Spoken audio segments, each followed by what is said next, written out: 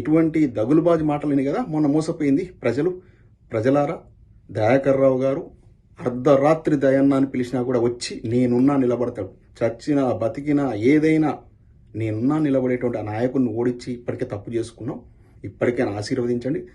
దయాకర్ రావు గారు చెప్పినట్లే కౌన్సిల్ 16 గెలిపించండి. ఖచ్చితంగా వచ్చే 2 ఏళ్ల లోపల మళ్ళీ బీఆర్ఎస్ ప్రభుత్వం రాబోతోంది.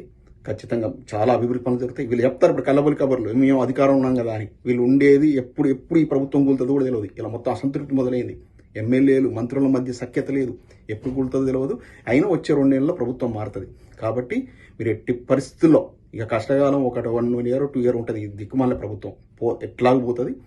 మీరు ఖచ్చితంగా బీఆర్ఎస్ పార్టీకి ఓటు వేయండి. ఎందుకంటే తెలంగాణను చావు నోట్ల తలబెట్టి తీసుకొచ్చాడు కేసీఆర్ గారు. తెలంగాణ వచ్చినాకనే మీరు చూడండి, మీరు బేరీ చేసుకోండి.